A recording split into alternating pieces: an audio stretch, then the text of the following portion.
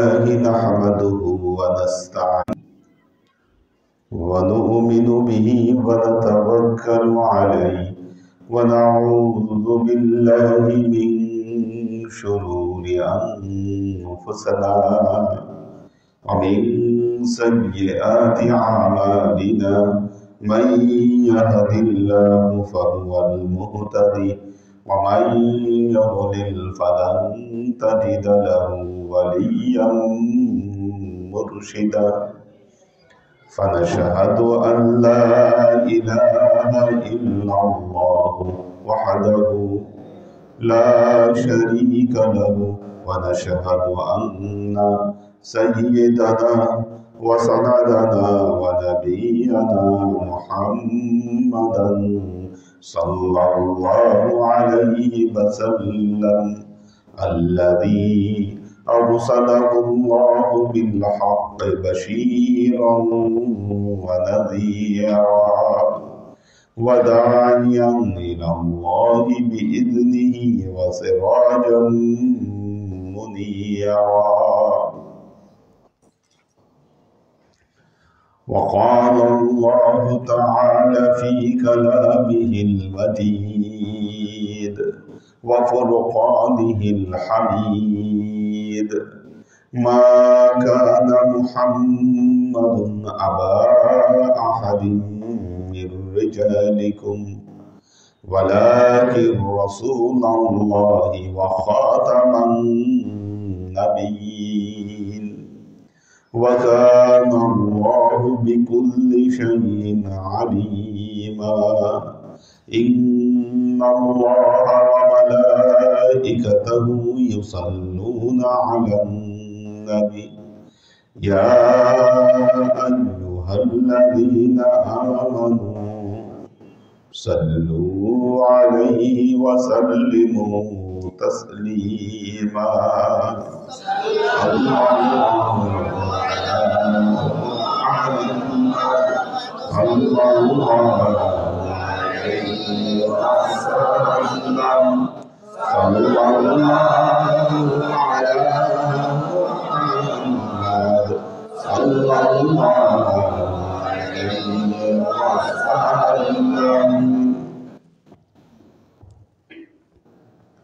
আল্লাহর আশিক সালেক বৃন্দ 13ই রজব মাওলাই কায়নাত হযরত আলী রাদিয়াল্লাহু তাআলা আনহুর ভেলাদত দিবস। এই রজব মাসেই তিনি জন্মগ্রহণ করেছিলেন। হযরত আলীর জন্মটা হয়েছিল খুব অদ্ভুতভাবে। বাইতুল্লাহর ভেতরে ওনার জন্ম হয়েছিল। আপনারা যারা হজ করেছেন আপনারা জানেন রুকনে ইয়ামিনের ভেতরে একটা ফাটা আছে, খেয়াল করেছেন কিনা? এবং ওই জায়গায় কিছু স্ক্রু দেওয়া আছে। এখন রুকনে ইয়ামিনের ওই জায়গাটা বহুবার নির্মাণ করার চেষ্টা করা হয়েছে, কিন্তু ওই জায়গাটাকে পরিপূর্ণভাবে ওই ফাটাটাকে মুছতে পারেনি, ওটাকে রিমুভ করা সম্ভব হয়নি। ওই জায়গাটা এখনো ফাটা দেখা যায়, খেয়াল করেছেন কিনা? রুকনে ইয়ামিন অর্থাৎ হাতিমের পরে হাজরে আসওয়াদের আগে যেটা, এটাকে বলা হয় রুকনে ইয়ামিন। তো রুকনে ইয়ামিনের মধ্যে একটা ফাটা জায়গা দেখবেন, ওই জায়গাটায় সবাই হাত দেয়, অনেকেই হাত দেয় ওখানে। এবং ওই যে কর্নারটা, ওই জায়গায় একটা ফাটল আছে এবং খুব সূক্ষ্মভাবে খেয়াল করলে দেখবেন যে সেই ফাটলের মধ্যে স্ক্রু লাগানো আছে। হযরত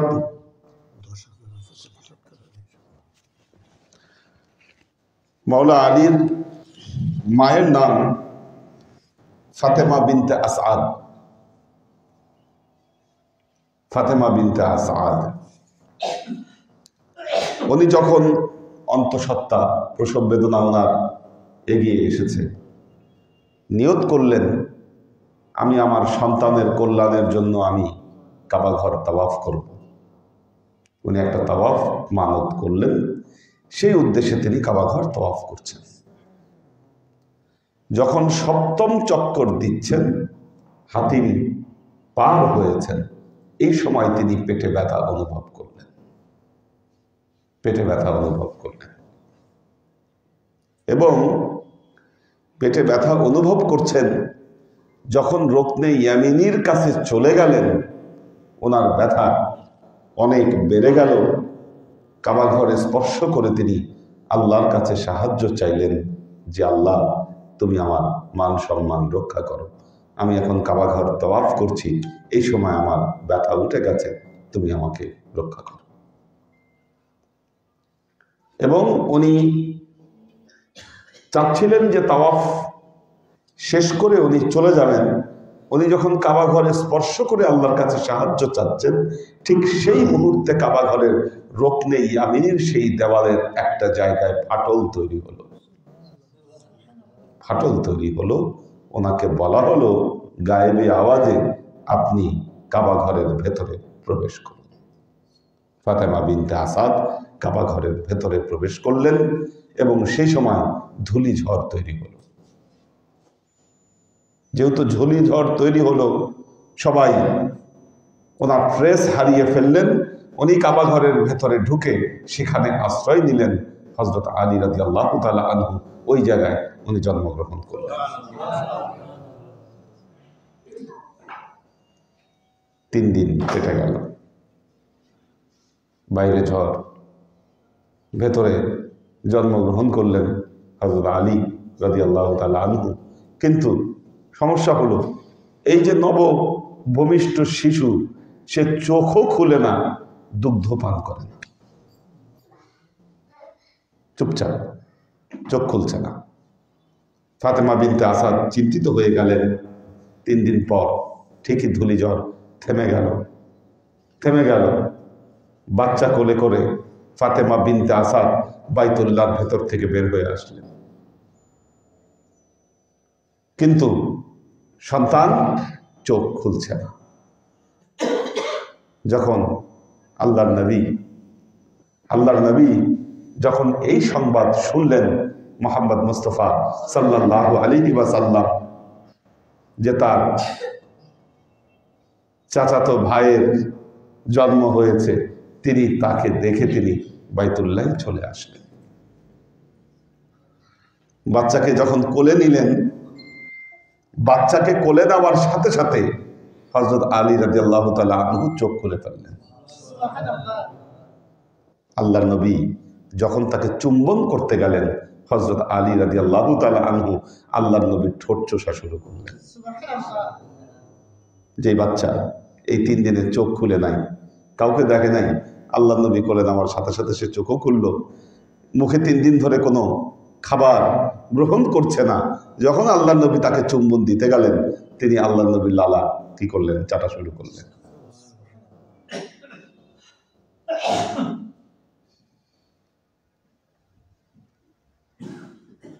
আল্লাহর আশিক ও সালিক বৃন্দ,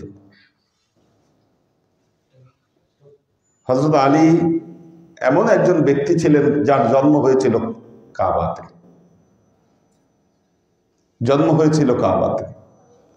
ওনার মৃত্যু হয়েছিল, ওফাত হয়েছিল মসজিদে।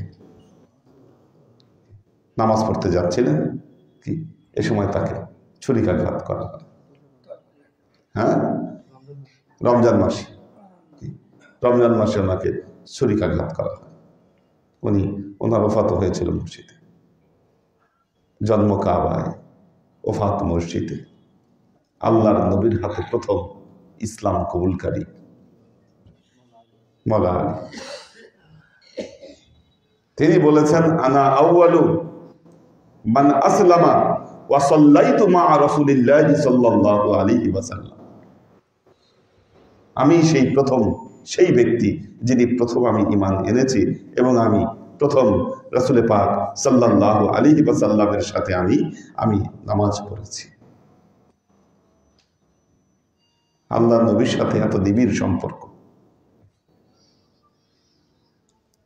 আল্লাহর নবীর ঘরে বিনা অনুমতিতে একজনেরই প্রবেশ করবার অনুমতি ছিল, যিনি হচ্ছেন হযরত আলী রাদিয়াল্লাহু তাআলা আনহু। উনি ছাড়া কেউ বিনা অনুমতিতে মুহাম্মদ মুস্তাফা সাল্লাল্লাহু আলাইহি ওয়াসাল্লামের ঘরে প্রবেশ করতে পারতেন না, এই অনুমতি কারো ছিল না। ছোটবেলা থেকে যার মেন্টর হিসেবে যাকে গ্রহণ করেছিলেন মুহাম্মদ মুস্তাফা সাল্লাল্লাহু আলাইহি ওয়াসাল্লাম। আপনারা জানেন হযরত আব্দুল্লাহ ইবনে আব্বাস রাদিয়াল্লাহু তাআলা আনহু যখন জন্মগ্রহণ করেন, আল্লাহর নবীর কাছে নিয়ে আসা হয়। আল্লাহর নবী একটা খেজুর মুখে দিয়ে চাবিয়ে হযরত আব্দুল্লাহ ইবনে আব্বাস রাদিয়াল্লাহু তাআলা আনহুর মুখের মধ্যে ঢুকিয়ে দিয়েছিলেন এবং দোয়া করেছিলেন, আল্লাহুম্মা আফিকহু দীনা, আল্লাহ তুমি তাকে দ্বীনের ফকি বানায় দাও। হযরত আব্দুল্লাহ ইবনে আব্বাস রাদিয়াল্লাহু তাআলা আনহু হয়েছিলেন রাসুল মুফাসসিরিন, সমস্ত মুফাসসিরিনদের নেতা, সমস্ত মুফাসসিরিনদের সর্দার।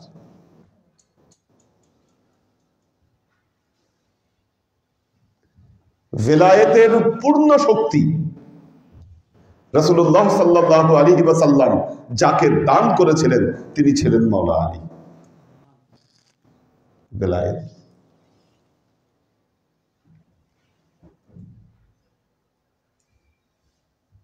আল্লাহর নবীর সাথে সমস্ত যুদ্ধে যিনি অংশগ্রহণ করেছিলেন তিনি ছিলেন মাওলা আলী। ব্যাপক বীরত্ব যিনি দেখিয়েছেন তিনি ছিলেন মাওলা আলী। একমাত্র তাবুক যুদ্ধের সময়ে তিনি যেতে পারেন নাই। তাবুক যুদ্ধের সময় না যেতে পারার কারণ হযরত আলী বলেছেন, আখলাফানি রাসূলুল্লাহ সাল্লাল্লাহু আলাইহি ওয়াসাল্লাম, আমি তাবুক যুদ্ধে যেতে পারিনি এই কারণে, কারণ মদিনায় আল্লাহর নবীর খেলাফতের দায়িত্ব আল্লাহর নবী আমাকে দিয়ে গিয়েছিলেন। মদিনায় দায়িত্ব পালন করেছিলেন। হিজরতের সময় যখন আল্লাহর নবী মক্কা থেকে মদিনায় হিজরত করবেন, আপনারা জানেন নবীর ঘরের চতুর্দিকে পাহারা দিচ্ছে। আল্লাহর নবীকে বের হতে হবে। কিন্তু যদি এরা বুঝে ফেলে যে বিছনায় কেউ নাই, ঘরে কেউ নাই, এরা সন্দেহ করবে। আল্লাহর নবী তার নিজের বিছানায় হযরত আলী রাদিয়াল্লাহু তাআলা আনহুকে শুইয়ে দিলেন, চাদর মুড়ি দিয়ে ঢেকে দিলেন এবং আল্লাহ তাকে নির্দেশ করলেন, আপনি এক মুঠি বালি নিয়ে এটা আপনি কাফেরদের মুখের দিকে ছুঁড়ে মারুন। রাসূলুল্লাহ সাল্লাল্লাহু আলাইহি ওয়াসাল্লাম ঠিকই এক মুষ্টি বালি নিয়ে যখন তিনি কাফেরদের মুখের দিকে তিনি ছুঁড়ে মারলেন, তারা চোখে ধান্দা দেখতে শুরু করলো। আমা রমাইতা ইদ রমাইতা ওয়ালাকিন্নাল্লাহা রমা। আল্লাহ পবিত্র কালামে বলছেন, যখন ধুলি নিক্ষেপ করা হয়েছিল আপনি তো ধুলি নিক্ষেপ করেন নাই, বরং ধুলি নিক্ষেপ করেছিল স্বয়ং আল্লাহ। কাফেররা দেখতেছে, সুযোগের অপেক্ষায় আছে, তারা দূর থেকে দেখতেছে আল্লাহর নবী ঘরে শুয়ে আছে। কোন সময় আল্লাহর নবী এখান থেকে বের হয়ে চলে গেছে এরা কেউ খেয়াল করেনি।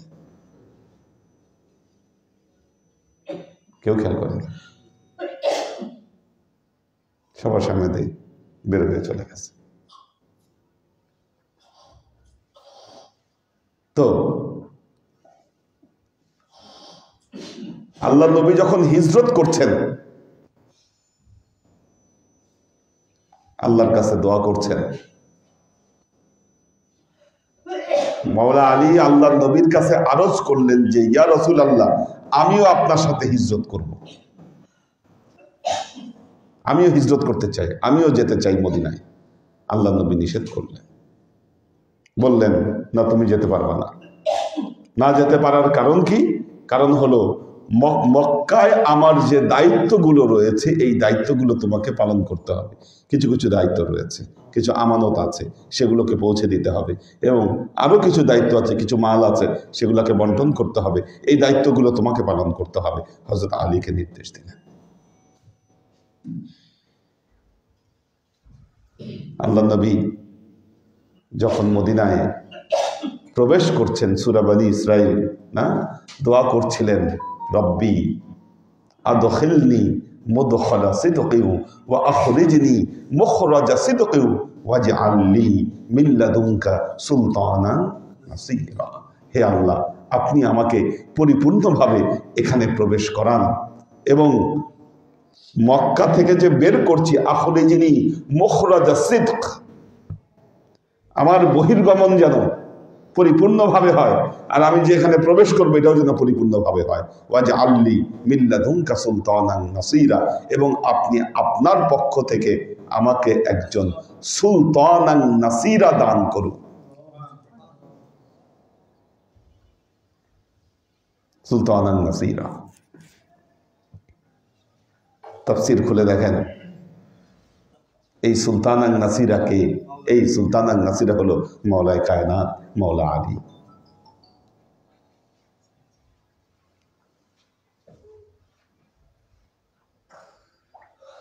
সৈয়দাতুশ শাবাব ফিল জান্নাহ কে? সৈয়দুশ শাবাব ফিল জান্নাহ কে?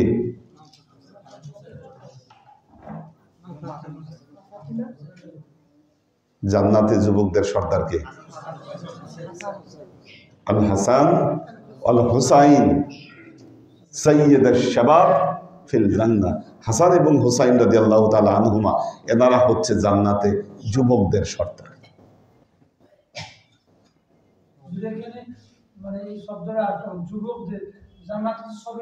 সবই তো যুবক। জান্নাতে কোনো বুড়া থাকবে? জান্নাতে কোনো বুড়া থাকবে না। জান্নাতে থাকবে হলো সবই জোয়ান, সবার বয়স থাকবে 25 বছর, কারো মুখে দাড়ি থাকবে না, দাড়িবিহীন 25 বছর বয়সে সবাই জান্নাতে প্রবেশ করবে। তাহলে যুবকদের সর্দার এর মানে কি হলো? সবার সর্দার। সাইয়্যিদাতিন নিসা ফিল জান্নাহ, জান্নাতে জান্নাতি নারীদের সর্দার হবে মা ফাতেমাতুজ জাহরা রাদিয়াল্লাহু তাআলা আনহা। তাহলে জান্নাতের নারীদের সর্দার হলো মা ফাতেমা, যুবকদের সর্দার হলো হাসান হোসেন। তাহলে আল্লাহ নবীর মর্যাদা কি হবে? কি আল্লাহ নবীর মর্যাদাটা কই গেল? প্রশ্ন আসে না?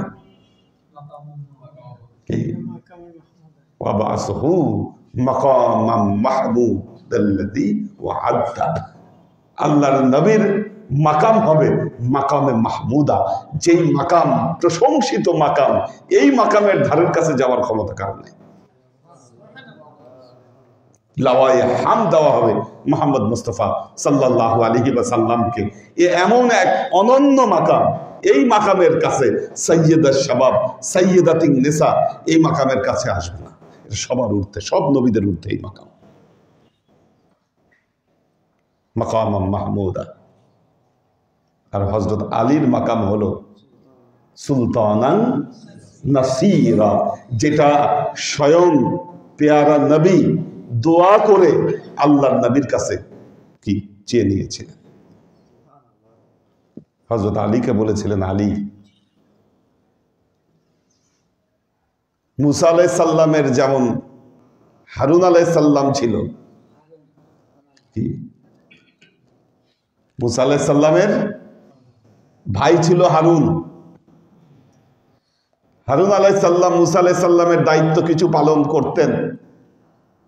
তো বললেন, হারুনের মাকামে আল্লাহ তোমাকেও আমাকে দিয়েছে, তবে পার্থক্য হলো লা নাবিয়্যা মিন বাদি, মুসার পরে হযরত হারুন আলাইহিস সালাম নবী ছিল, আসমানে তার স্থান হয়েছে, তবে পার্থক্য হলো এইখানে যে আমার পরে আর কোনো নবী নাই। লা নবিয়্যা মিন বাদি, আমার পরে আর কোনো নবী হবে না।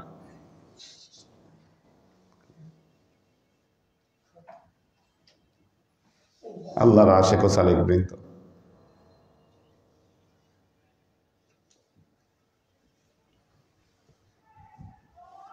আল্লাহর নবী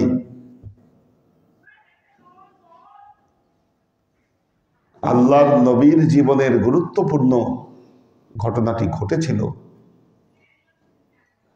যখন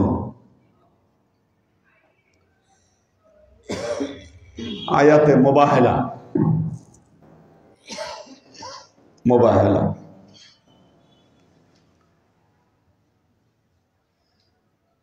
আহলুল বাইত, আহলে বাইত, পবিত্র কোরআনের সূরা আহজাবে আল্লাহ আয়াতে তাতহীর নাজিল করেছেন। আয়াতে তাতহীর, সূরা আহজাব। আল্লাহ বলছেন ইউরিদুল্লাহু লিইউযহিবা আনকুমুর রিজ্জা আহলাল বাইত ওয়া ইতাহহিরাকুম তাতহীরা। ইউরিদুল্লাহু লিইউযহিবা আনকুমুর রিজ্জা আহলাল বাইত ওয়া ইতাহহিরাকুম তাতহীরা। আল্লাহ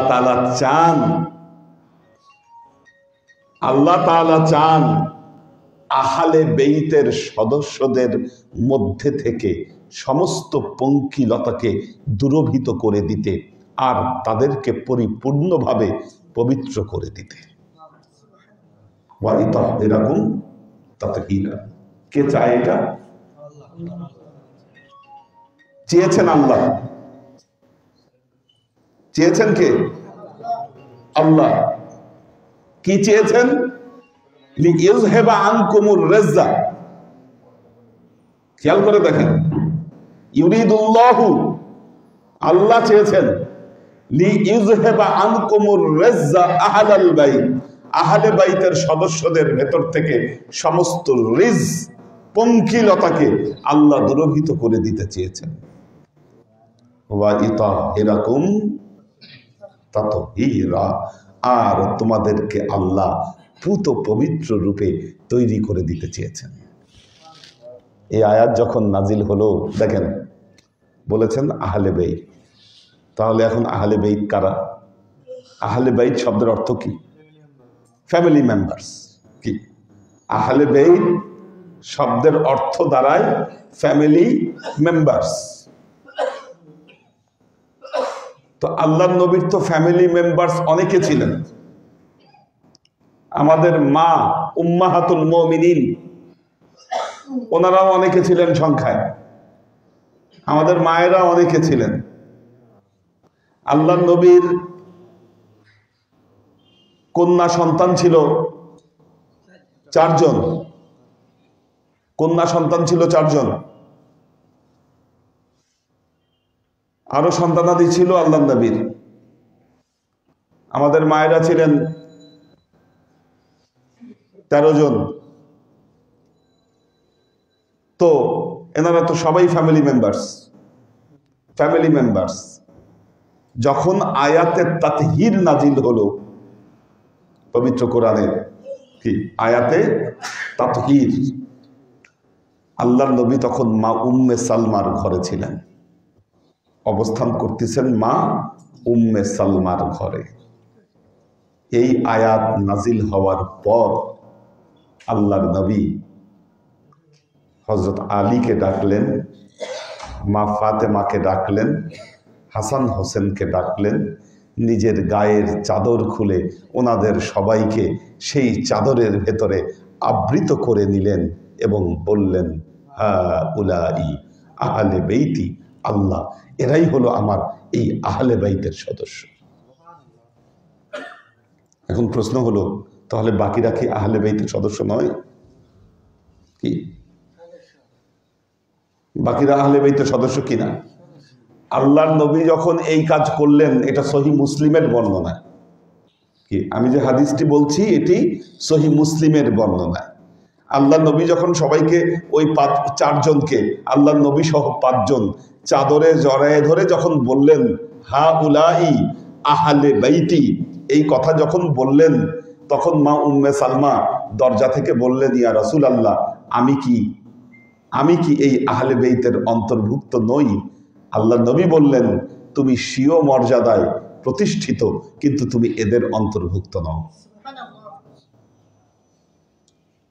তার মানে আমরা আহলে বাইতের কতগুলো পর্যায় নির্ধারণ করতে পারি। একটা হলো কোরআনিক আহলে বাইত। আহলে বাইতে তাতহীরা এর সংখ্যা ছিল 5 জন। এখন আপনি বলতে পারেন আল্লাহ কেন করলো? আল্লাহ কেন করলো? পৃথিবীর সমস্ত স্থানের উপর আল্লাহ বাইতুল্লাহকে প্রাধান্য দিয়েছে। কেন দিছে? আল্লাহর ইচ্ছা, মনে চাইছে, মনে চাইছে। এখানে যুক্তি খাড়া করবেন, তর্ক করবেন, এই কারণে ওই কারণে। হ্যাঁ, যুক্তি তর্ক আসলে অনেক কিছু নিয়ে আসা যাবে, এগুলোর অনেক কারণ বর্ণনা করা যাবে। কেন, ওয়াই, এর জবাব বহুভাবে দেওয়া যাবে। কিন্তু কেন আল্লাহ বাইতুল্লাহকে শ্রেষ্ঠ করেছে, এটার জবাব দিতে আপনার কাছে আল্লাহ বাধ্য। তাহলে আমরা ইমানদার হিসাবে কর্তব্য কি? আল্লাহ বলেছে, আমরা মাথা পেতে মেনে নিয়েছি। আমরা মাথা পেতে মেনে নিয়েছি।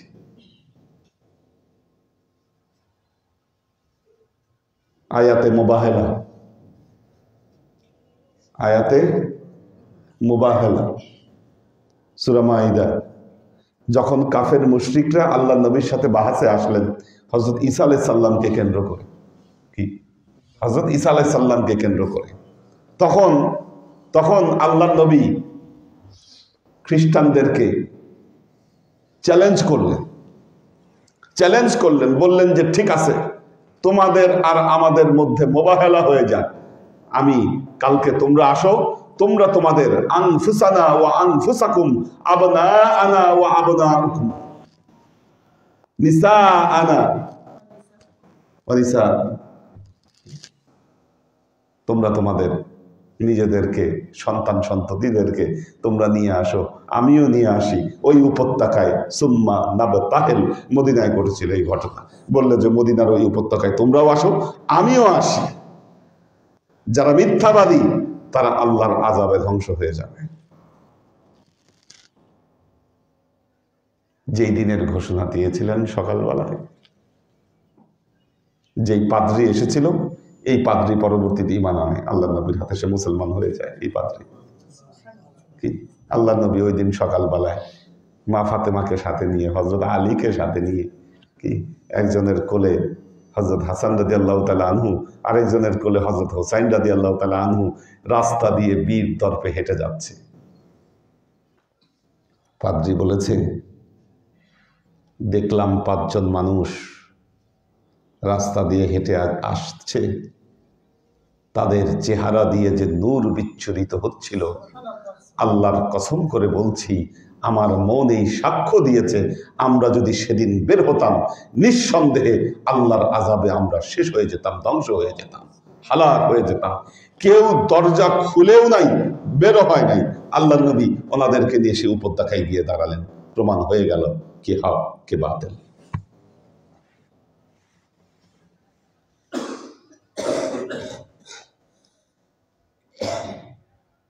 হযরত আলীকে নিয়ে কথা বলতে গেলে কথা শেষ হবে না। পবিত্র কোরআনের প্রায় 150টার মতো আয়াত ওনার ব্যাপারে নাজিল হয়েছে। জি, এই ফ্যামিলির ব্যাপারে, এই পাক পাঞ্জাতুনের ব্যাপারে। কয়েকটা বললাম, একটা বললাম আয়াতে তাতহীর, 2-3টা বলি আজকে, তাহলে বুঝবেন।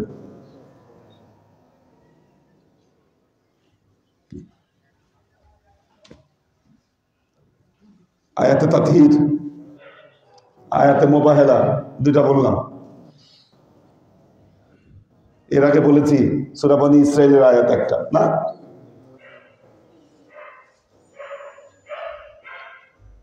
কয়েকটা বলবো আজকে। আলোচনাটা ভিন্নভাবে করতে পারতাম, সময়ের জন্য একটু সংক্ষিপ্ত করে বলছি। তো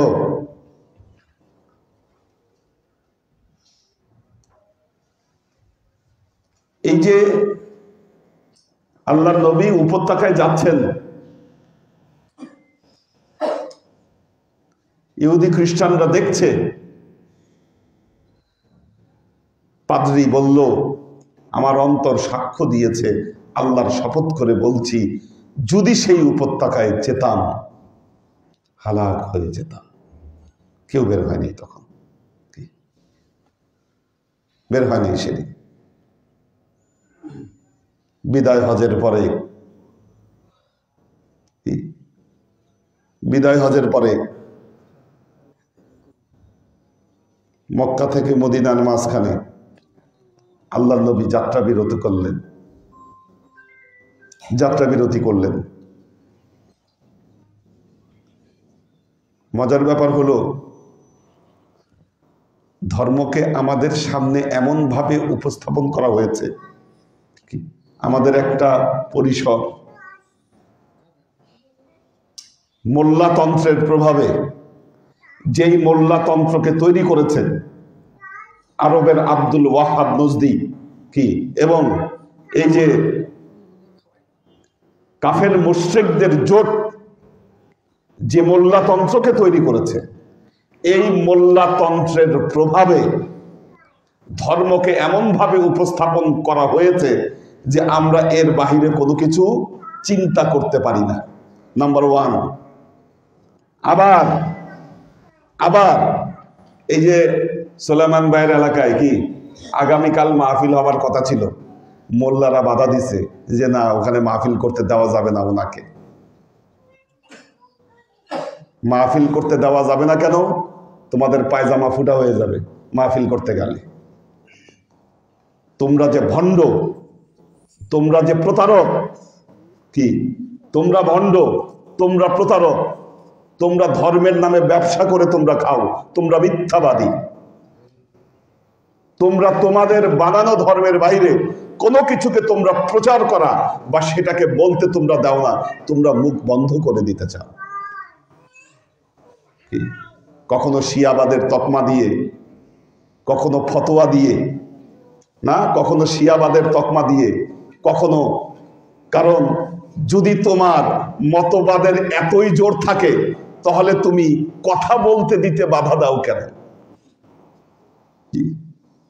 কারণ তোমার ভেতরটা হলো শূন্য, তোমার ভেতর শূন্য, কিচ্ছু নাই তোমার ভেতরে। তুমি পারবা না যুক্তি দিয়ে, ধর্ম দিয়ে আমার কথাকে খণ্ডন করতে। তাহলে এখন করণীয় কি? তোমার করার একটাই উপায় আছে, তুমি ফতোয়া দিতে পারো, ফতোয়াবাজি করতে পারো, তুমি তকমা লাগাইতে পারো, এর বেশি করার ক্ষমতা তোমার নাই। দেখবেন দুইজন অশিক্ষিত মানুষের মধ্যে যদি ঝগড়া হয়, যুক্তিতর্কে কিন্তু অশিক্ষিত মানুষ জানে না, এরা কয়েক সেকেন্ড ঝগড়া করবে, এখন যুক্তি নাই তো। দুজন শিক্ষিত মানুষ ঝগড়া করলে একজনের যুক্তির বিপরীতে আরেকজন যুক্তি দেখাবে, কথার বিপরীতে আরেকজন কথা বলবে, এইভাবে চলবে তাদের কথার আলোচনা। কিন্তু যার যুক্তি নাই, কথা নাই, দেখবেন 1-2 সেকেন্ডের মধ্যে প্রথমে গলার জোর বাড়াবে, কে কার চাইতে গলার জোর বাড়াইতে পারে। যখন দেখতেছে গলার জোরেরও তো একটা সীমা আছে, ওই সীমাও শেষ, তখন কি করবে? হাতাহাতি লাগাও, হ্যাঁ লাগাও মারামারি। কারণ গলার জোর তো, চাপাবাজির তো একটা সীমা আছে, চাপাবাজির একটা লাউড আছে, তো ওই লাউড যখন ফুরায় যাচ্ছে তখন কি করো? তখন মারো। এই চলতেছে। আল্লাহর আশিক ও সালেক বৃন্দ, এটা হলো মোল্লাতন্ত্র, বানিয়ে নিয়েছে ধর্মকে। তো আমাদেরকে কথাগুলো এমন ভাবে যুগের পর যুগ প্রতিষ্ঠা করেছে, আমরা যখন এর বিপরীতমুখী কোনো কিছু শুনতে যাই তখন আমরা মনে করি আরে সর্বনাশ। আর শুনলে তো কথা না, শুনলে তো একটা কথা গ্রহণ করবে, সত্য মিথ্যা যাচাই করবে না, বলতেই দেওয়া যাবে না, সর্বনাশ। কারণ বললে আমাদের 1000 বছরের বানানো ব্যবসা বন্ধ হয়ে যাবে, ফাঁস হয়ে যাবে এগুলো যে আমরা মিথ্যাবাদী, আমরা ধর্ম নিয়ে ব্যবসা করি। আল্লাহর আশেক সালেক বৃন্দ, আমরা মাদ্রাসায় পড়েছি, গাদিরে খুমের ভাষণ কোনোদিন পড়ি নাই, কোনোদিন পড়ি নাই, পড়ানো হয় নাই, বলা হয় নাই, মিথ্যাচার করা হয়েছে এটা, এগুলো নিয়ে। আমি নিজে পড়তে পড়তে একদিন পেলাম বিদায় হজের ভাষণ। আল্লাহর নবী ওই সময় কয়েকটা ভাষণ দিয়েছেন। ইয়াউমে আরাফার দিন ভাষণ দিয়েছেন, 10 তারিখে ভাষণ দিয়েছেন, মিনায় অবস্থানকালীন সময়ে ভাষণ দিয়েছেন। ওই সময় সংক্ষিপ্ত সংক্ষিপ্ত কয়েকটা ভাষণ দিয়েছেন। আমরা কয়েকটাকে মিলিয়ে একটা অবস্থানে আমরা দাঁড় করিয়েছি, কিন্তু সব ভাষণ, বিদায় হজের ভাষণে সব কথাগুলো বলে নাই। এখন যেহেতু বর্ণনা অনেক, মানুষ অনেক রকম ছিল, এক একজন এক একভাবে শুনেছে, মিলিয়ে ফেলেছে কথাগুলোকে।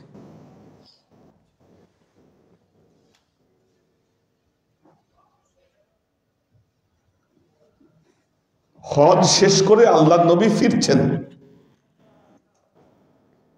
18ই জিলহজ যাত্রা বিরতি করলেন মক্কা এবং মদিনার মাঝখানে। মদিনায় গিয়ে বললাম গাদিরে খুম যেতে চাই, কেউ দেখাতে পারে না। প্রথম বছর যখন খুঁজে বের করি, দ্বিতীয় বছর তো ওনাদেরকে নিয়ে গেছিলাম, কারণ এখন জায়গা আমার চেনা।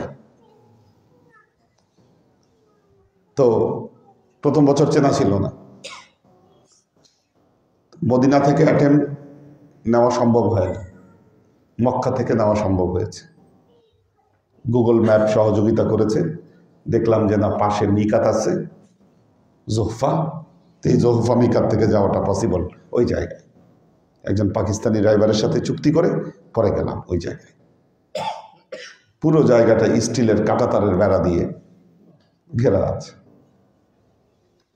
আমরা বেড়ার নিচ দিয়ে ক্রল করে ঢুকলাম ভেতরে। আমরা দ্বিতীয়বার অন্য পথ দিয়ে গেছি, প্রথমবার আরো দুর্গম পথ দিয়ে গিয়েছিলাম, অনেক চড়াই উৎরাই পার হয়ে, পাহাড় পর্বত পার হয়ে গিয়েছিলাম।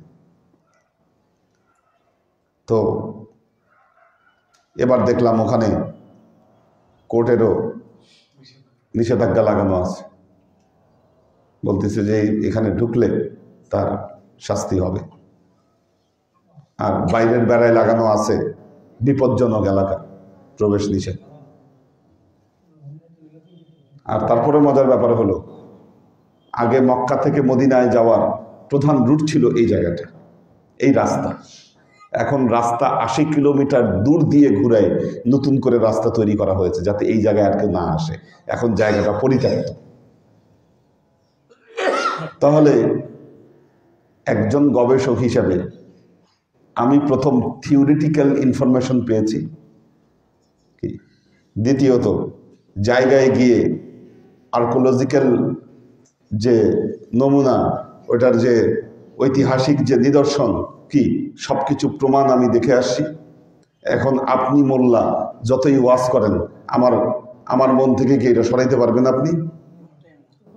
তথ্য প্রমাণ সহ আমি ওই জায়গায় গিয়ে আমি দেখে আসছি, জায়গাটা মিলে দেখে আসছি। ওখানে যে আগে জলাশয় ছিল, জলাশয় থাকলে যে গাছ থাকে, এখনো আছে গাছ, কারণ এখনো বৃষ্টির মৌসুমে ওখানে পানি জমে। হ্যাঁ, ওই জায়গায়। তো ওই জায়গায় আল্লাহ নবী যাত্রা বিরতি করেছিলেন, এবং যাত্রা বিরতি করে তিনি হজরত, আল্লাহ নবীর কাফেলা 3 ভাগে বিভক্ত হতো। প্রথমে এক দল থাকতো, মাঝখানে আরেক দল থাকতো, শেষে আরেক দল থাকতো। ওই জায়গায় যাত্রা বিরতি করলেন, করে তিনি হযরত আলীকে ডাকলেন এবং বললেন মান কুনতু মাওলাহু ফাহাদাল আলিয়্যু মাওলা, আমি যার মাওলা হব আলীও তার মাওলা হবে। আমি যার মাওলা আলী তার মাওলা।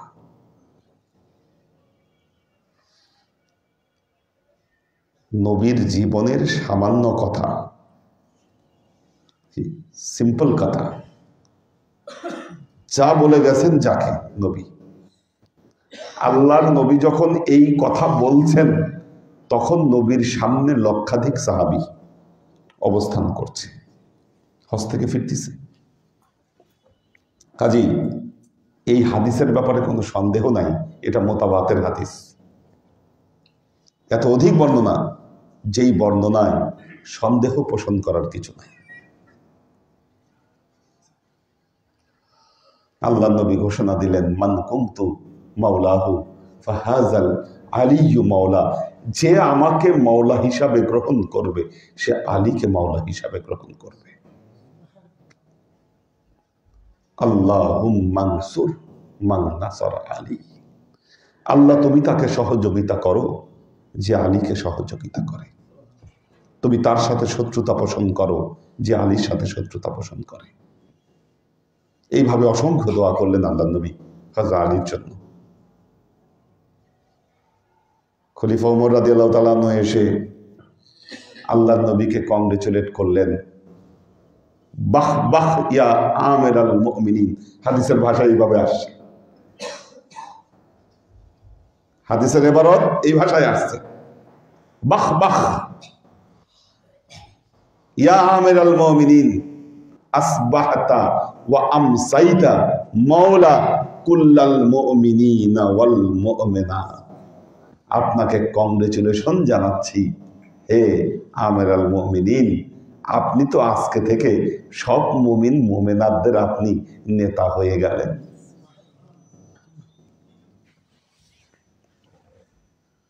নেতা হয়ে গেলেন। আপনি বলেন আলীকে মাওলা কে বলেছে? আল্লাহ নবী বলেছে। আমি যার মাওলা আলী তার মাওলা। এখন বলতেছে মাওলা বলা যাবে না, মাওলা বললে নাকি শিরক হবে।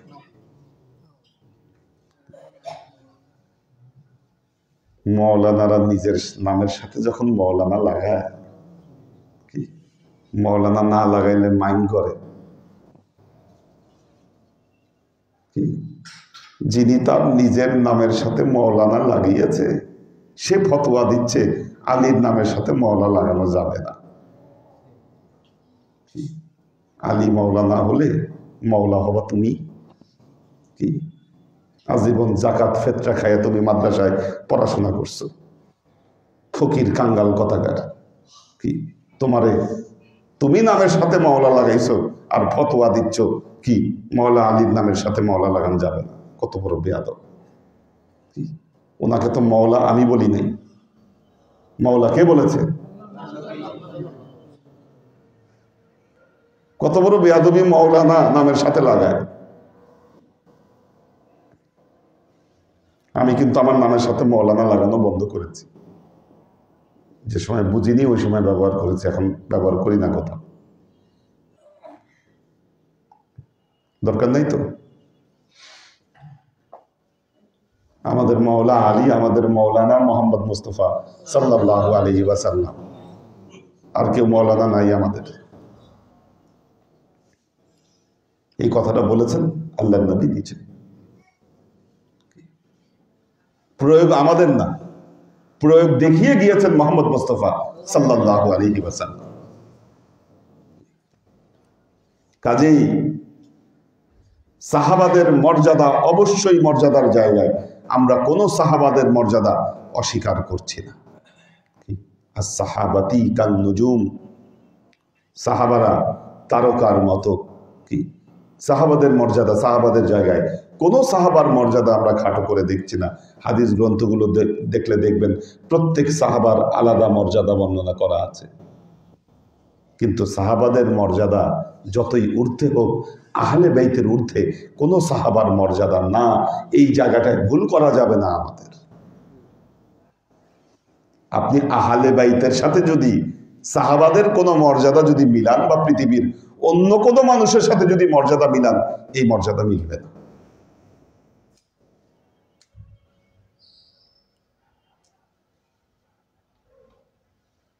আল্লাহর আশিক ও সালেক বৃন্দ যারা আজীবন আল্লাহ নবীর সাথে দুশ্মনী করেছে, নবীর পরিবারের সাথে যারা দুশ্মনী করেছে,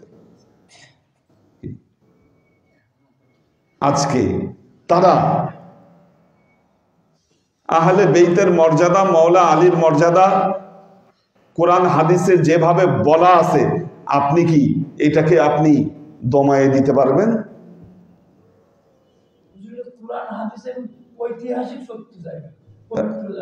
মানে কোন এটাকে, এবং এই যে গাদিরে খুম এলাকায় সূরা মাআরিজ, সূরা মাআরিজ, সাআলা সাইলুম বিআযাবি ওয়াকি, একজন আহ্বানকারী, সাআলা সাইলুন, একজন সায়েল সওয়াল করলো। কি সওয়াল করলো?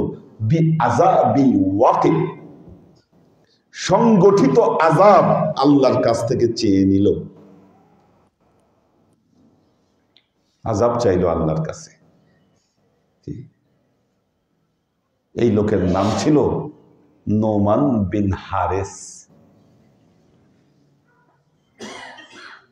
সে যখন শুনল গাদিরে খুমে আল্লাহর নবী এই ঘোষণা দিয়েছেন, মান কুনতু মাওলাহু ফাহাজাল আলিয়্যু মাওলা, সে একটা ঘোড়ার পিঠে উঠে দ্রুত বেগে ঘোড়া চালায় এই গাদিরে খুম এলাকায় এসে আল্লাহ নবীর সামনে সে আসলো এবং বলল, আমি শুনেছি আপনি আজকে আলীকে মাওলা হিসাবে ঘোষণা করেছেন, কথা কি সত্য? আল্লাহ নবী বললেন, হ্যাঁ, কথা সত্য। উনি বললেন, আপনি কি আল্লাহর নির্দেশে এই কথা বলছেন, না আপনি আপনার নিজের ইচ্ছায় এই ঘোষণা দিয়েছেন? কত বড় বেয়াদব, কত বড় সাহস! আপনি কি আল্লাহর ইচ্ছায় বলছেন, না আপনি আপনার নিজে মনে চেয়েছে আপনি এই জন্য বলছেন? আল্লাহ নবী বললেন, আমি আল্লাহর ইচ্ছায় বলেছি।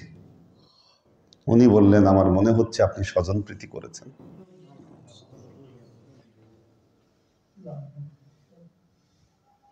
আল্লাহ নবীকে চ্যালেঞ্জ করলো, যদি আপনি আল্লাহর ইচ্ছায় বলে থাকেন, আল্লাহরে বলেন আল্লাহ যেন আমাকে আযাব দিয়ে ধ্বংস করে দেয়। তাবু থেকে বের হয়ে খালি ঘোড়ার পিঠে উঠেছে, কি কোথা থেকে একটা পাথর এসে সাথে সাথে তার মাথায় পড়েছে, ওই জায়গায় শেষ। সাআলা সাইলুম বিআযাবি ওয়াকি। আল্লাহর আশিক ও সালেক বৃন্দ, আপনারা জানেন আমাদের এই পুরো উপমহাদেশে, পুরো পৃথিবীতে অলিয়া উলিয়া ভক্ত লোকেরা সব সময় পাক পাঞ্জাতনের জিকির করে আসছে। তারা আমাদের খুতবার বইগুলোতে এই কথাগুলো ছিল।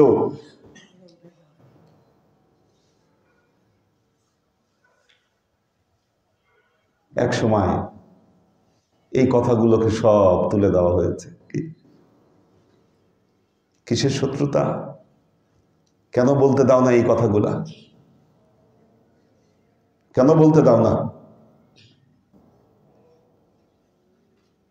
আমাদের আলিয়া মাদ্রাসার প্রিন্সিপাল রশিদ হুজুরকে এরকম একটা প্রোগ্রামে দাওয়া দিলাম। উনি বললেন, আমি বললাম যে হুজুর সত্য কোনটা মিথ্যা কোনটা আপনি বলেন। উনি বললেন, হ্যাঁ তোমার কথাগুলোই সত্য। বললাম তাহলে আসেন প্রোগ্রামে। উনি আসলো, বক্তব্য দিল। কি এই যে ওনাকে পরে ওনার পথ ছাড়তে বাধ্য করছে এই মোল্লাগুলা, মোল্লাতন্ত্র। তওবা পড়াইছে ওনার, তওবা পড়াইছে। কারণ এরা তো সিন্ডিকেট, এরা সিন্ডিকেট। আর এই সিন্ডিকেট তৈরি করেছে কারা? এই ইহুদি খ্রিস্টানদের তৈরি করা সিন্ডিকেট। এগুলো সত্য বলতে দিবে না। সিন্ডিকেট গুলো এমন ভাবে সাজিয়েছে, সত্য বলতে গেলে খবর আছে। সত্য বললে কি হবে? মসজিদের ইমামতি পাবা না। সত্য বললে কি হবে? মাহফিলে ওয়াজ করতে পারবা না। কি পুরো একটা সিন্ডিকেটের ধর্মটাকে সিন্ডিকেটের আদলে বন্দী করে ফেলেছে। আমরা যারা এগুলা সিন্ডিকেটকে তোরাই কেয়ার করি,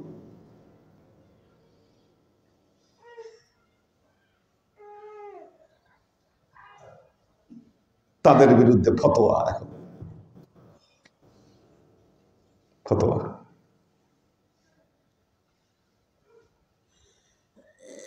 আল্লাহর আশিক ও সালেক বৃন্দ, আজকে মনে রাখবেন, বেলায়েত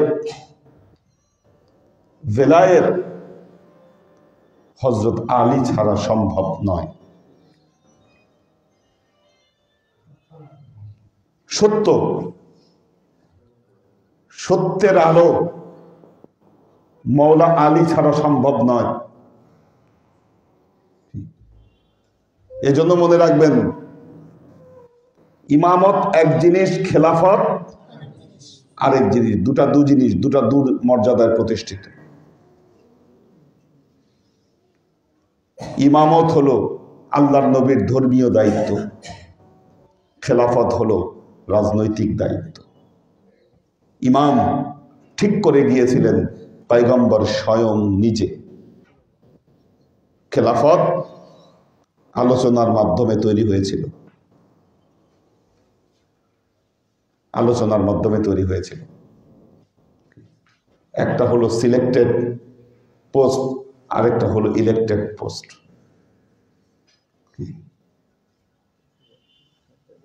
মাওলায়াতের সিলেকশন স্বয়ং আল্লাহ করেছেন তার রাসূলের মাধ্যমে।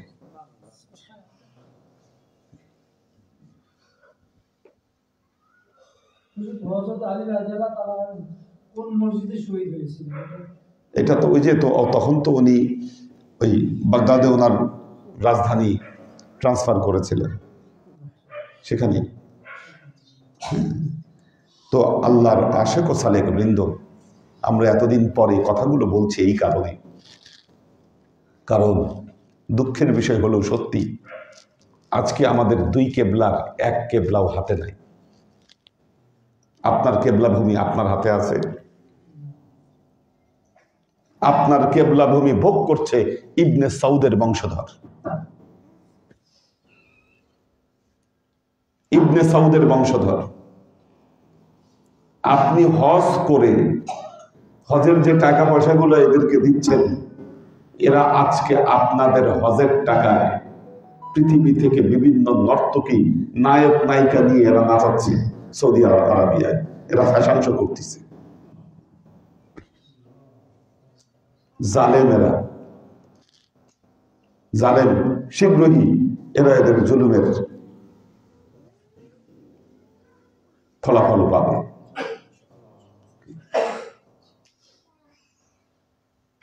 আর এদের তৈরি চামচা সারা পৃথিবীতে কিছু চামচা আলেমেরা তৈরি করেছে।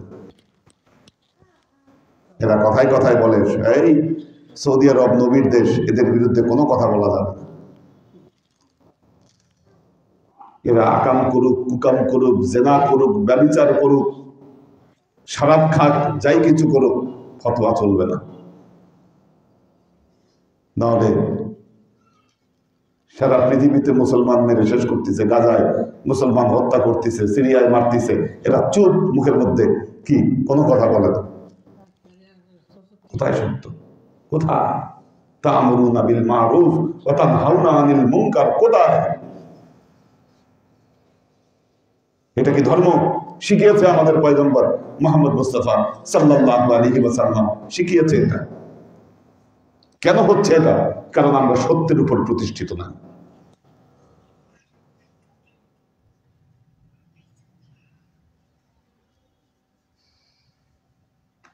সত্যের উপর প্রতিষ্ঠিত নাই। এই কথাগুলো কেউ বলে না, বলে না তার কারণ হচ্ছে জানে না।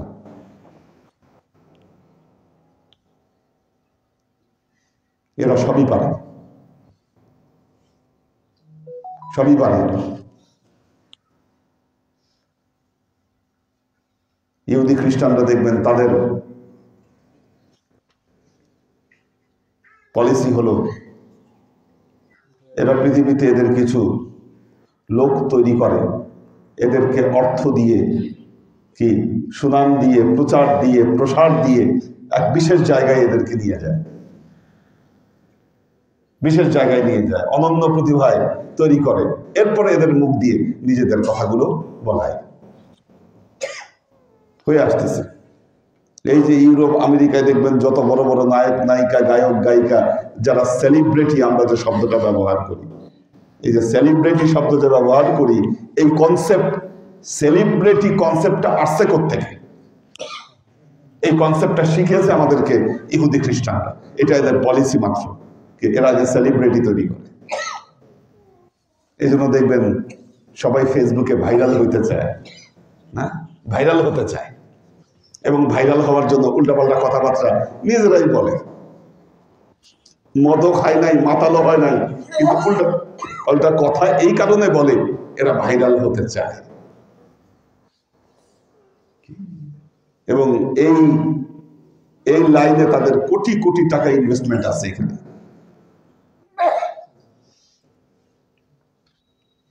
ভাইরাল বানায় কি করবে?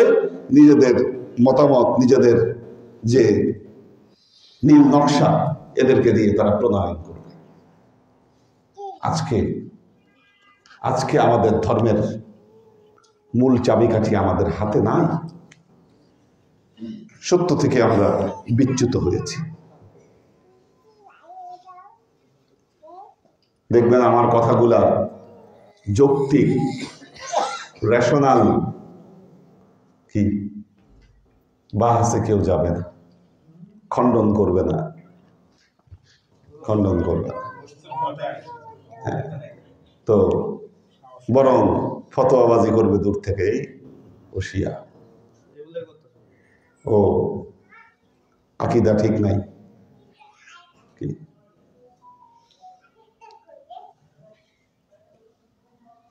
ধর্মের নামে যখন অধর্ম তৈরি হয়, আল্লাহর নবী যখন এসেছিলেন প্রচলিত ধর্মের বিরুদ্ধেই তিনি কথা বলেছিলেন। তখন তো কুরাইশদের একটা ধর্ম ছিল, কি এই জন্য ওরা মনে করত আল্লাহর নবী মনে হয় ধর্মদ্রোহী। কাজেই আল্লাহর আশিক ও সালিক বৃন্দ সত্য পথ পেতে গেলে, সত্য পথ যদি আপনি পেতে চান, আহলে বেইত ছাড়া আল্লাহর নবীকে সবচাইতে কাছ থেকে দেখেছে কারা? আহলে বেইতের সদস্য। এত কাছ থেকে অন্য কেউ দেখে নাই আল্লাহর নবীকে। অথচ আমরা তাদের কথা, তাদের বর্ণনা, তাদের হাদিসগুলা সব কিছু গায়েব করে ফেলেছি। নাই, এগুলো গায়েব। কোথায় আছে? আল্লাহর আশিক ও সালিক বৃন্দ। সুতরাং আপনাদেরকে আহ্বান করব, সত্যের পথে ফিরে আসেন।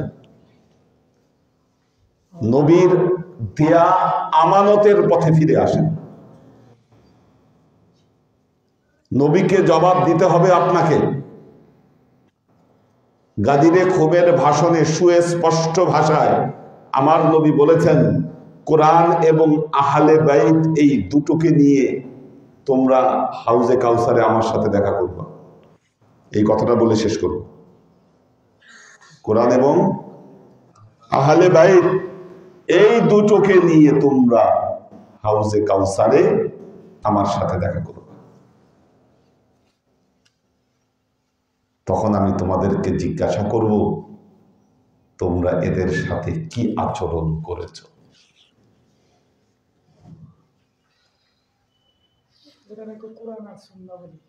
আমি জিজ্ঞাসা করব কি আচরণ করেছ। হোয়াট ইজ সুন্নাহ? উনি একটা প্রশ্ন বললেন, কোরআন এবং সুন্নাহ। হোয়াট ইজ সুন্নাহ? সুন্নাহ কি?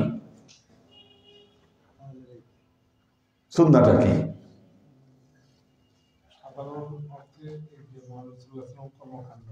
আচ্ছা, মহানবী সাল্লাল্লাহু আলাইহি ওয়াসাল্লামের কর্মকাণ্ড উনি বললেন সাধারণ অর্থে। আচ্ছা, কর্মকাণ্ড। তো আল্লাহর নবীর কর্মকাণ্ড এটা আপনি জানবেন কিভাবে? আচ্ছা, দেখেন একটা জিনিস, এই যে আমাদের মূল একটা কনসেপ্টে আমরা এখন বলতেছি সুন্নাহ হচ্ছে আমাদের হাদিস গ্রন্থগুলো আছে, সেইখানে সাহাবাদের বক্তব্য আছে, সাহাবাদের বক্তব্য আছে না? তো সাহাবাদের কেমন বক্তব্য, কোন সাহাবী কি বলেছে, আল্লাহ নবী কি করতে দেখেছে, সেই বক্তব্যগুলো হাদিস গ্রন্থের মধ্যে আছে। এখন আল্লাহ নবী যেদিন বললেন আমি তোমাদের কাছে দুটো জিনিস রেখে যাচ্ছি, কিতাব আল্লাহ ওয়া সুন্নতি, কি আমার কিতাব এবং সুন্নত রেখে যাচ্ছি। আল্লাহ নবীর কর্মকাণ্ড আমি স্বীকার করে দিলাম এটাই সুন্নত, কথা, কাজ, মৌনতা, সম্মতি, এটা হচ্ছে আল্লাহ নবীর সুন্নত, কোনো সন্দেহ নেই, নো ডাউট। খুব গুরুত্বপূর্ণ জিনিস এটা। আল্লাহ নবীর কথা, কাজ, মৌনতা, সম্মতি, তিনটা হলো সুন্নাহ। তো আল্লাহ নবীর কথা, কাজ, মৌনতা, সম্মতি নিয়ে যে গ্রন্থগুলো রচিত হয়েছে, কতদিন পর? 150 বছর পর, 100 বছরের পরে গ্রন্থ রচিত হয়েছে যেখানে সাহাবাদের বক্তব্য কোট করা হয়েছে। তাহলে আল্লাহর নবীর কথা, কাজ, মৌনতা, সম্মতি, এটা কি শুধু সাহাবারাই দেখেছে, না আল্লাহর নবীর ঘরের এই মেম্বারগুলা যারা সর্বক্ষণ আল্লাহ নবীকে মনিটরিং করেছে, রাতে কিভাবে শুচ্ছে, কিভাবে যাচ্ছে, ফ্যামিলির সাথে কিরকম ইন্টারাকশন করতেছে, কি এগুলা কি বড় একটা সোর্স না সুন্নতের? কিন্তু আপনি 150-200 বছর পর যেই গ্রন্থগুলো রচনা করেছেন, এই গ্রন্থগুলো থেকে তো আপনি আহলে বেইতের কথাগুলোকে বাদ দিয়ে দিচ্ছেন, নাই তো? আপনি বলতে পারবেন সিয়াসেত্তার মধ্যে হাসান হোসেন রাদিয়াল্লাহু তাআলা আনহুমার কয়টা হাদিস আছে, হিসাব দিতে পারবেন আপনি?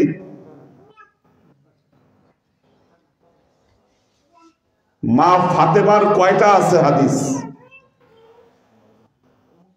সর্বাধিক আমাদের সুন্নি গ্রন্থগুলোতে সর্বাধিক বর্ণিত হাদিস পাই আমরা মা আয়েশা রাদিয়াল্লাহু তাআলা আনহা। তাহলে মা ফাতেমা কি আল্লাহর নবীর থেকে কিছুই শুনে না? শুনছে কিনা? জবাব দেন, আমার এই প্রশ্নগুলোর জবাব দেন আপনি।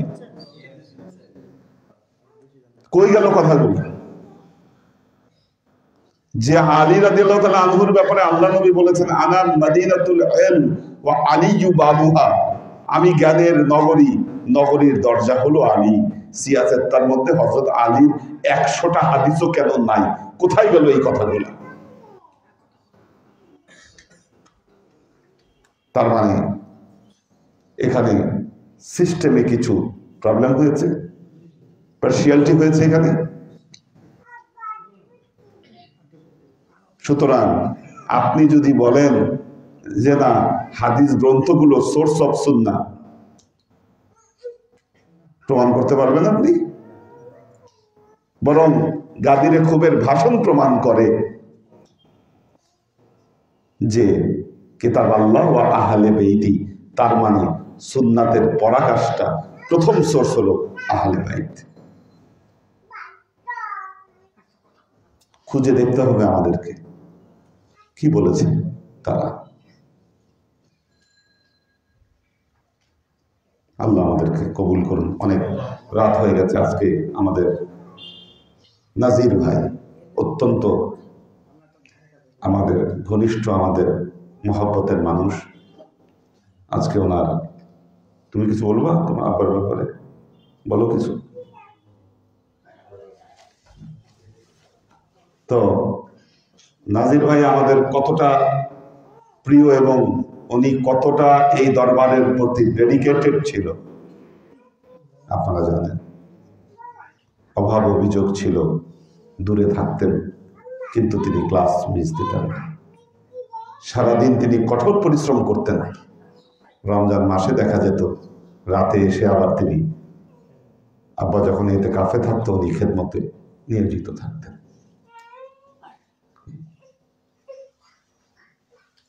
আল্লাহ ওনাকে হঠাৎ করেই নিয়ে গেছে। আমরা বিশ্বাস করি মুমিনদের জন্য আল্লাহ যে সিদ্ধান্ত দেন এটাই হচ্ছে সর্বোত্তম সিদ্ধান্ত। কারণ উনি দুর্বল হয়ে যাচ্ছিলেন দিন দিন।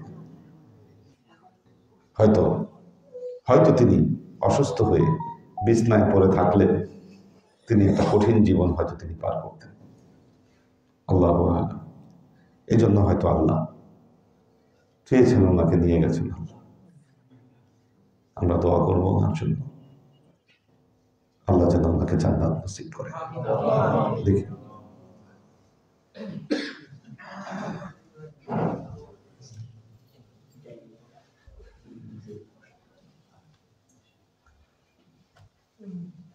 ইউসুফ রেজা, কামরুল আনাম, মাসুদ কবির, আসমাউল হুসনা,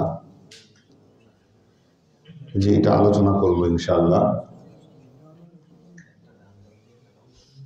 রাইসা তাজরিয়ান, রিয়াদি মুস্তফা, ওমর ফারুক মাইজভান্ডারি, সৈয়দা আমরিন শরীফ, মোহাম্মদ মিজান, শোয়েব খান, আরিফা শেখ, নাজিমুদ্দিন ভাইয়ের ফ্যামিলি আছেন, স্বামী মারা, নুসরাত জাহান সারা, নুসরাত গ্যালারি, নদী ডিপার্টমেন্টাল স্টোর, পদ্ম মাহমুদ, শফিকুল ইসলাম শাওন, অনিমা, সৈয়দুল করিম, ফেরদৌসি নাহার আউয়াল, HK কনক, আসমা আজিজ, সোহেল খান, সুরাইয়া আক্তার, কৈতর বিথি, কাজী কিবরিয়া, বিবারিয়া থেকে শুনছে ওনারা, নিবির আহমেদ নিশান, সুলতান আইরিন, সাজ্জাদ রহমান, মাকসুদ আনাম, আব্দুল হাফিজ, HK হানিফ, ফরিদা ইয়াসমিন, আলী আকবর ভাই আছেন, নুরুল ইসলাম ফরিদপুর ভাই আছেন, কৈতর বিথি, মারুফুর রহমান, নাদিয়া সুলতানা, শিলা। আমরা একটু সূরা ফাতিহা 7 বার, সূরা ইখলাস 9 বার, দরুদ শরীফ 11 বার।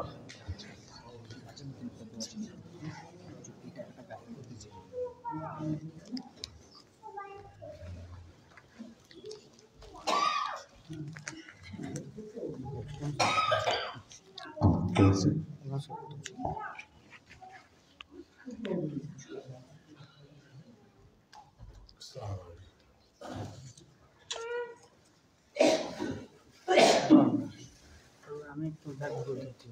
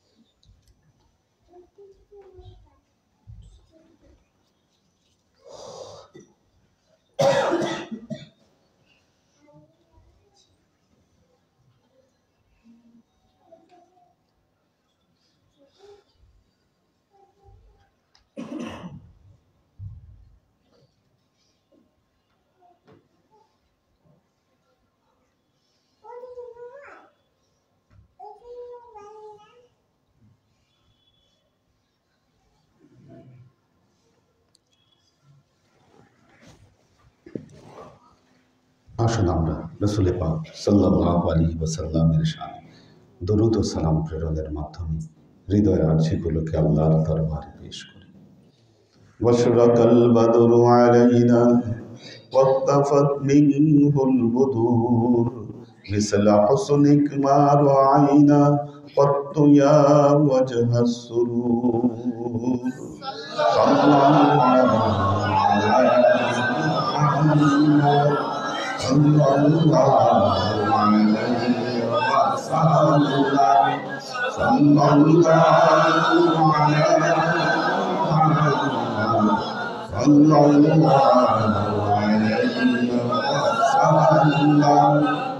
या हबीबी या मुहम्मद या अरूसल खाफिकीन या मुअय्यद या मुमल्लद या इमामल क़िबलतैन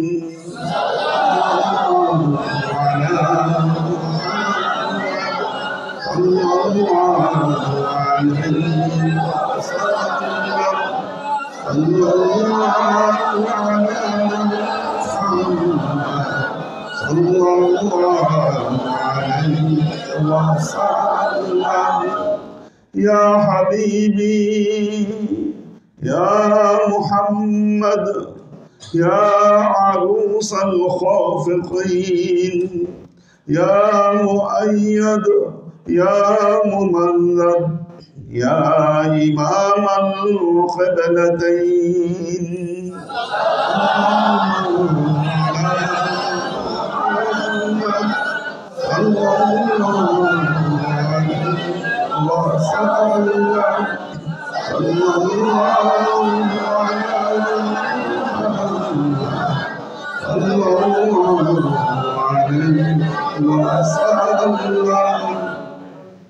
वसलवातुल्लाह अहमद आयदत अहरूफ الصدور अहमद الهدي محمد سيد وجه المنير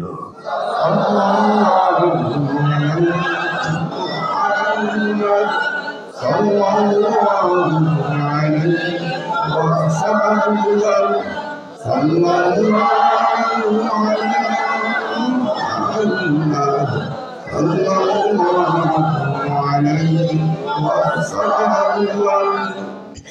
سيدي يا رسول الله سلم عليك يا حبيب الله اللهم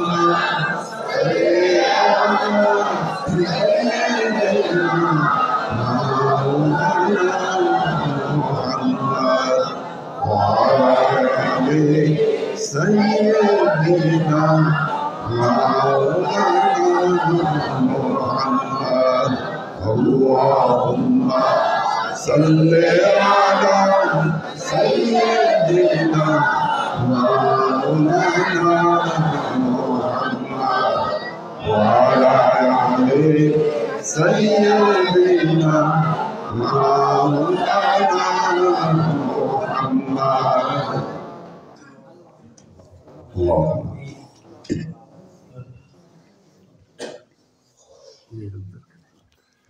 اللهم صل على محمد وعلى آل محمد كما صليت على إبراهيم وعلى آل إبراهيم إنك حميد مجيد اللهم بارك على محمد وعلى آل محمد كما باركت على إبراهيم وعلى آل إبراهيم إنك حميد مجيد ربنا ظلمنا أنفسنا وإن لم تغفر لنا وترحمنا لنكونن من الخاسرين ربنا آتنا في الدنيا حسنة وفي الآخرة حسنة وقنا عذاب النار ربنا لا تزغ قلوبنا بعد إذ هديتنا وهب لنا من لدنك رحمة إنك أنت الوهاب اللهم إنك عفو تحب العفو فاعف عني يا غفور الرحيم الودود اللهم نور قلوبنا بنور الإيمان ونور قلوبنا بنور الإسلام ونور قلوبنا بنور الإحسان وزين أخلاقنا بنور محمد সাল্লাল্লাহু আলাইহি ওয়াসাল্লাম।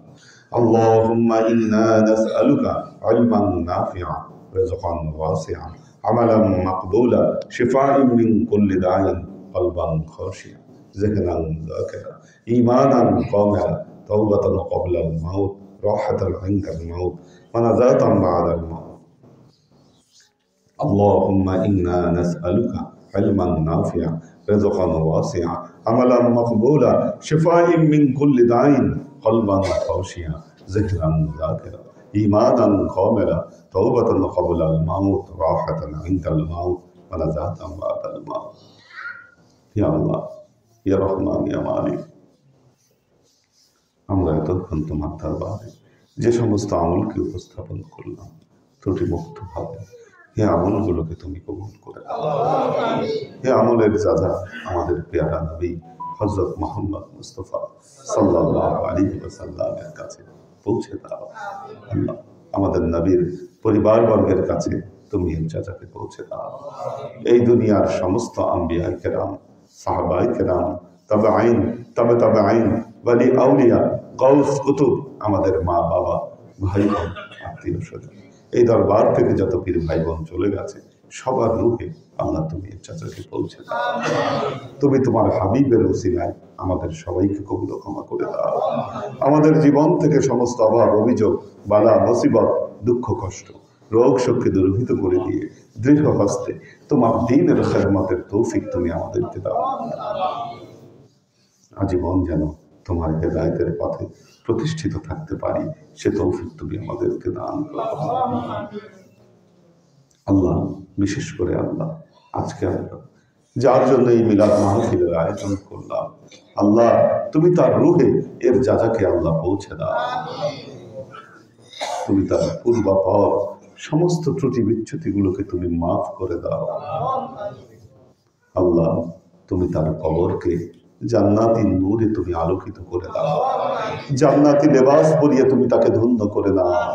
আল্লাহ, জান্নাতে তোমার পেয়ারা বান্দা বান্দীদের সাথে আল্লাহ তুমি তাকে স্থান দান করো।